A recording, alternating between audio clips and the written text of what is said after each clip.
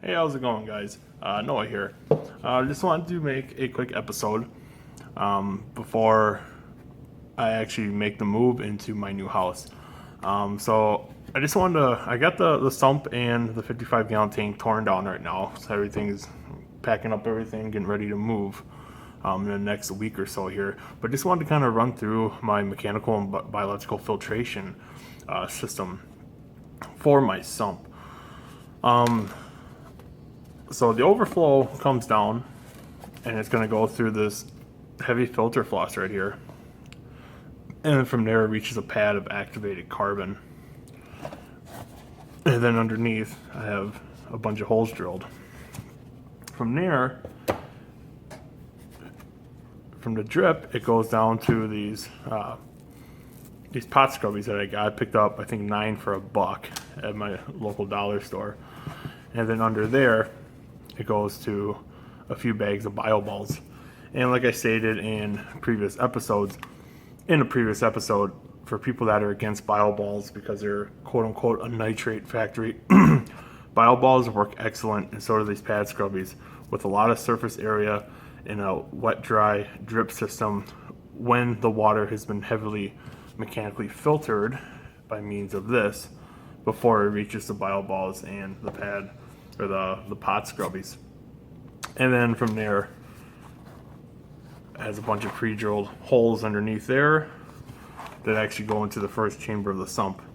And like I stated before, for now it's just going to be live rock in that first stage. If I decide that I want to turn the second stage into refugium and the first stage into my protein skimmer stage, I can do that. But for now, this is what I have set up. I'm not going to do refugium right now. So it's just a little run through on how this actually works. And so basically this trim right here, use super glue and aquarium safe silicone to put this trim on here, and this basically rests right on the edge of the sump. And I ran the sump with the tank for about a week and nothing buckled, everything held strong, including this right here. It may seem flimsy, but that's why I have them kind of pitched out like they are, so they can actually put a lot of force on the outside of this container right here. And so basically it can hold quite a bit of water in there. It's a nice little setup, and they're basically just old 2-gallon dish strainers for washing dishes for like campers and all that kind of stuff. And so basically I just kind of repurpose them for the wet dry system for the sump, and it's going to work really nice. So like I said before, got everything pretty much packed up and ready to go for the new house. The aquarium, as weird as it sounds, to me it's on my priority list to be the first thing moved over there so I can start getting it cycled, even though I'm going to seed it with materials from my other aquarium to help the cycle process. So it should be probably let it cycle for about a week. That's probably all it's going to need. So I want to make sure that is done ASAP. So I got the sump emptied out there and cleaned as well, and got a lot of the gear, the overflow and return, and just some other tools and odds and ends packed into this box. Then the aquarium is drained, and I got that cleaned and scrubbed out with vinegar because I was using all that tap water, so it left that calcium residue in the tank, which looks crappy. So I had to scrub that out with vinegar, and that takes care of that problem really well. One thing I don't like about this tank is that, I mean, the camera makes it look worse than it actually is, but it's got all these fine little micro scratches in there. Fortunately, they're not really noticeable once the aquarium is filled up. But yeah, so I'm going to show you guys my old aquarium, just kind of tell you all the things I'm going to be switching out of there and to the new 55-gallon aquarium, because not everything is going in there. So I'm going to show you guys that now. Alright, so this is my 40-gallon tall that I have. It's been running for about a year now.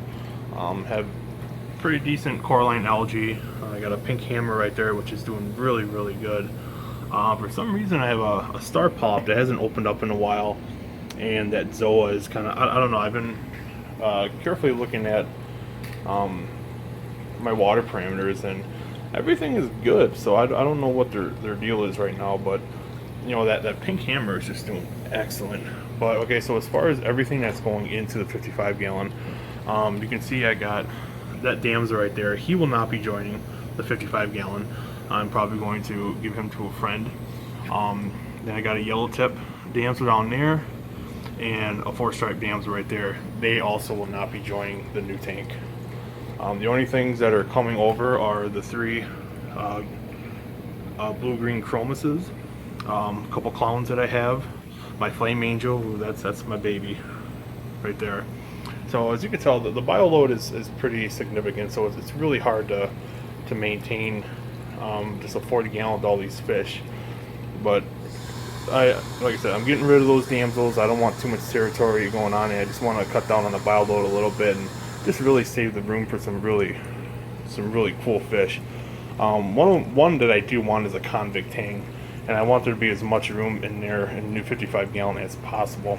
My cleaner shrimp, he will be coming, as well as I have a couple turbo snails in there, some crabs, got a blue leg hermit in there as well. They will be joining the new tank. As far as that brain coral, that will not be going in. It's really big and bulky. It looked cool at first, but it's not joining. It's not going to come in. But as far as all this other live rock, as well as you can't see the dry rock from bulk resupply that's being cured, that will be going into the new tank. And I'll also be finding a place for the barrel and the pipe. Otherwise, all the live rock will be joining us. I probably won't put in this artificial decoration.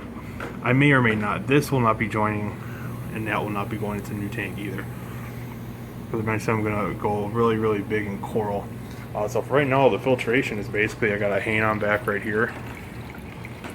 And then I have a hang on back canister as well.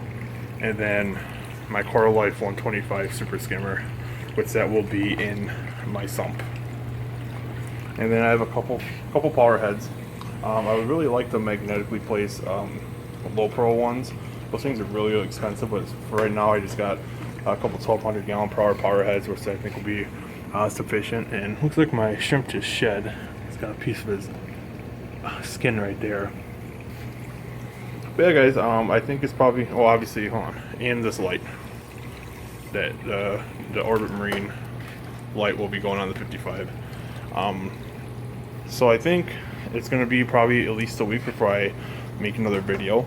I'm going to make the video of the tank being set up and me putting sand and the process on seeding the new tank with my pre-existing substrate and live rock. But I think until that time comes, guys, for episode 8, like I said, it's going to be at least a week, probably about a week and a half, 2 weeks. Until then, thanks for watching. Just sit tight. See you later, guys.